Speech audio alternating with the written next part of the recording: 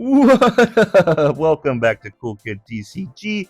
The matchup today of Blue Buggy into Green Purple Luffy playing my good friend Sal. This is kind of a tough matchup.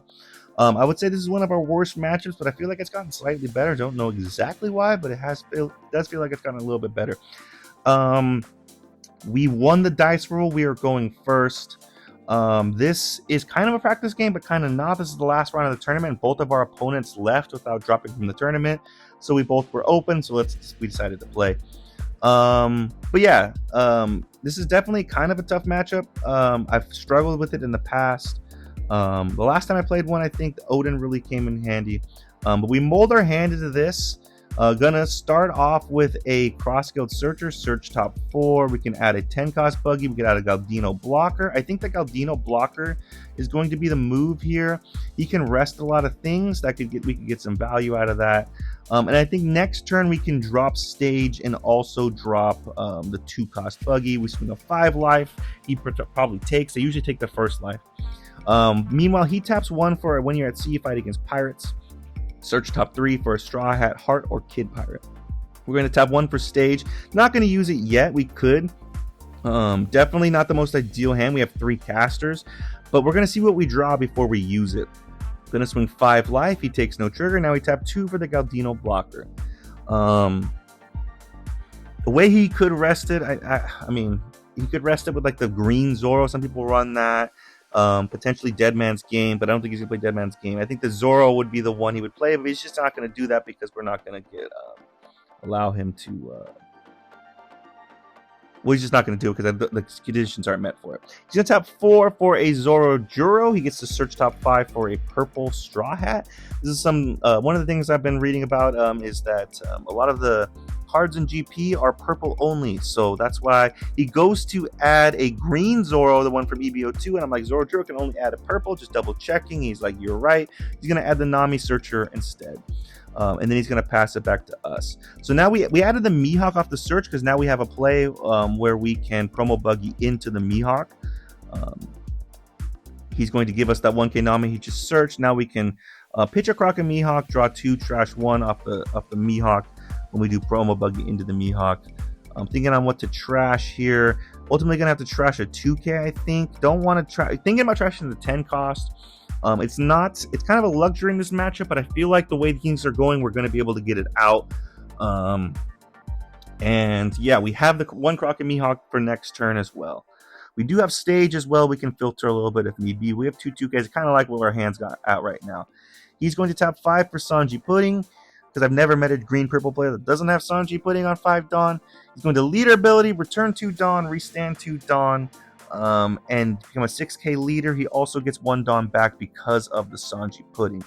So now he has 4 Dawn standing. And he's going to tap 4 for another Zoro Juro. He gets to search top 5 for a purple Straw Hat. Also, currently, his Zoro Juro on board both Zoro Juros can't attack.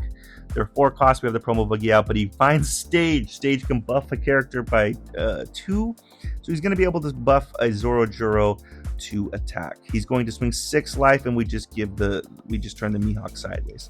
Now we go to our 7 Dawn turn. And we're definitely going to Croc and Mihawk here, thinking about what to do. I'm going to pitch a 2k to play Croc and Mihawk down, draw 2, trash 1. Probably pitch the Croc. Now we'll play down the Moji blocker. I think it was the only 4 cost we had in our hand. And then now we can swing a 7 life with lead. We can also stage, but I don't think the time's right for stage at this point. I'm going to swing 7 life. He gives us a 2k. He is a 6k leader. And we're going to pass at this point. So feeling okay. Think about whether to swing the Mihawk actually. We'll be a little bit aggressive. I think we're going to be okay. We have the Moji blocker. We have the Galdino blocker. Currently, he has 2 swings on board, but we know he has stage, so he's probably going to have 3. So we'll try to take some hits.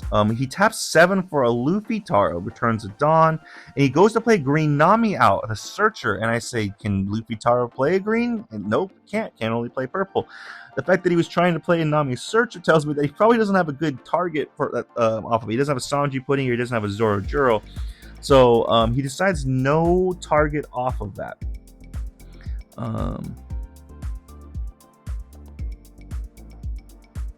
Yeah, so no target off of that. Currently tapped out, but he can use leader ability, which he will. Return to Dawn, restand to Dawn, and then get one back active from the Sanji and Pudding. Become a 6k leader, 6k leader for the until the end of my turn.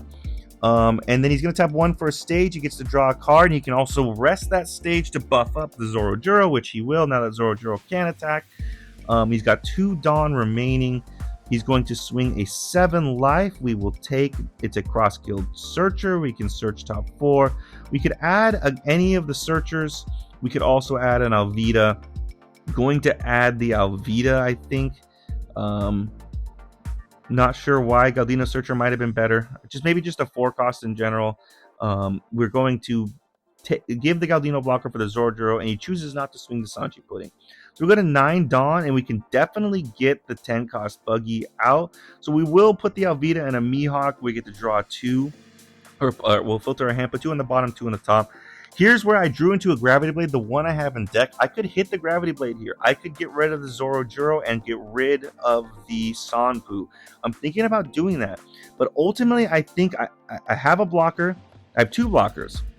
I think the better move is let's get the Buggy out.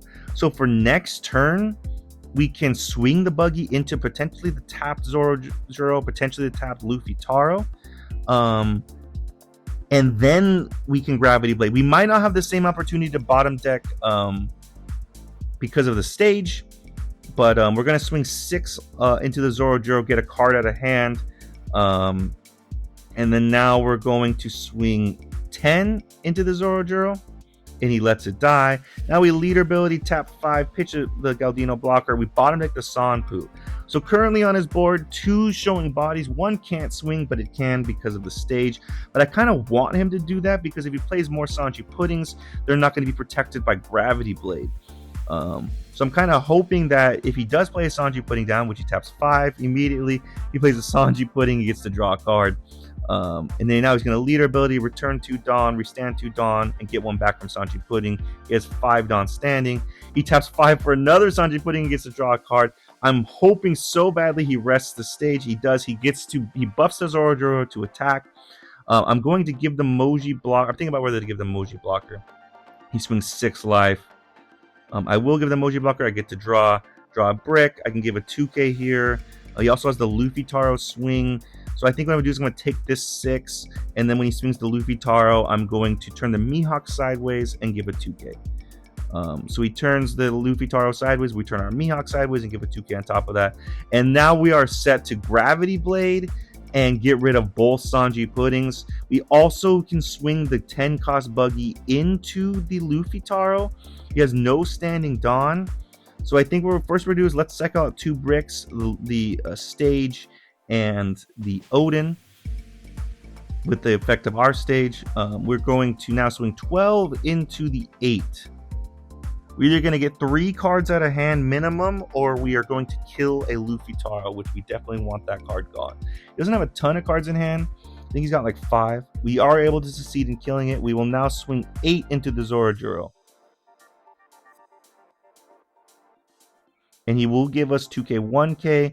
Now what we're going to do, we could have swung a bigger number, but I want to establish a blocker. So I'm going to Gravity Blade both Sanji Puddings.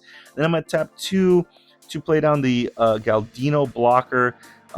Just in case, let's get a blocker up besides the Mihawk. Can't swing lead because everything's 6k. Now at this point, his only thing on board is a Zorojuro that can't attack unless buffed by stage, which again, we see if he buffs it, it does kind of leave the Sanji Puddings a little vulnerable.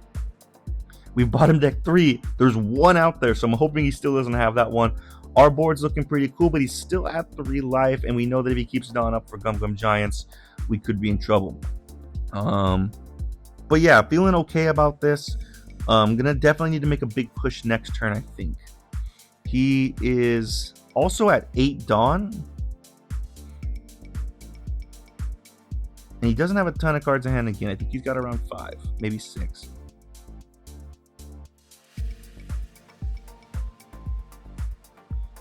He taps 1 for a... well, it's 1 and then taps 3 for a Dead Man's Game. He chooses to rest my Mihawk and my promo Buggy.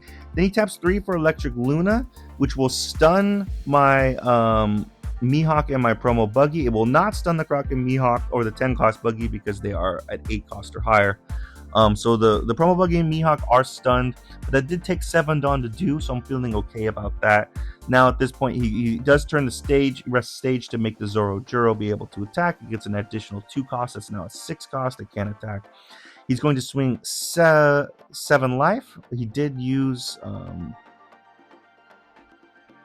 there is a dice on there, but I think that I don't remember him doing leader ability. He might have done leader ability. I just missed it.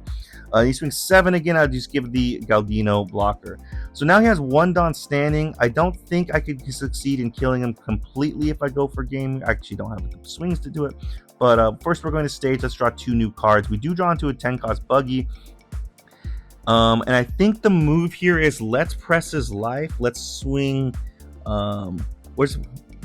We're going to hard cast the Buggy, I think. Just keep 1 card in hand. We'll swing a 7 life.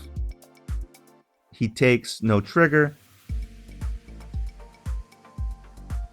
We're going to swing a 12 life and then establish the 10 cost Buggy. So we swing 12 life. He takes no trigger. He's currently at 6 Dawn. He will go to 8 Dawn next turn. So he did leader ability last turn. I just missed it in the voiceover. So we get rid of the Zoro Juro, establish another 12 cost body.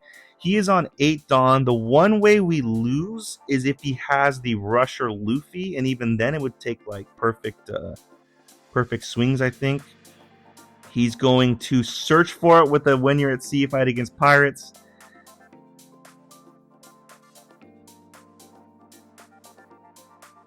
And he's thinking about it. But yeah, I think that's the only way we can lose. He would be able to swing some interesting... I don't know what he could swing with it, with the amount of Dawn he'd have to return, restand, and stuff like that.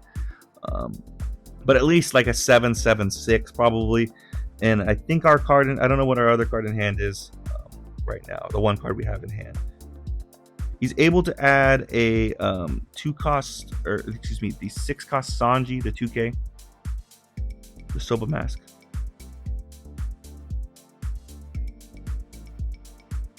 Actually, he adds the stage. He has another chance of drawing it because he plays the stage over stage to draw 1 card. And now he's at 6 Dawn standing. So again, I think if he were to play the Luffy down and then leader ability, he'd have to return 2 active Dawn. Yeah, I think it'd be a 6/7/7. He taps 3 for a Soba Mask and another 3 for another Soba Mask. He gets the discount because of how much Dawn he's at. He does leader ability, return 2 Dawn, set 2 Dawn active, and then uses the effective stage to buff 1 up to an 8 cost. He swings a 7 life, we take no trigger, and then he passes back to us. 1 Dawn standing. He does have the 2 blockers, so it's not easy. We can't put a ton of pressure on it. What I wanted to do is make him use the blockers. Our hand is currently 2 2Ks and a brick. So thinking about the best way to do this, he does have 1 Dawn standing. That's probably for a giant. I think what we do is we start off with an 8K swing and see what he does, because I think he has 4 cards in hand. So we get him, yeah, we do this right here. And he either gives us 2 cards out of hand, he takes no trigger. Now the fact that he's at that, we can turn the Buggy sideways because he's either gonna give us the blockers probably. So we swing 12 life, he gives us 1 blocker, we swing another 12 life. He is going to Gum Giant here, return 2 Dawn, tap 1 Dawn, pitch a card, and then draw 2. So that goes +4, so that's 10. He needs to give another 2K, 1K, which he does. But he doesn't have a lot of cards left in hand. I think he has 3 cards left in hand. So, like, a 12K swing is what I need. I swing 12 twice, but I can't swing 12 twice. Instead, what I'm going to do is swing 11 here, I think. This is 11. He gives the blocker. And then now I can put 11 on the Mihawk. And again, the only way he can counter out is if his entire hand's 2Ks.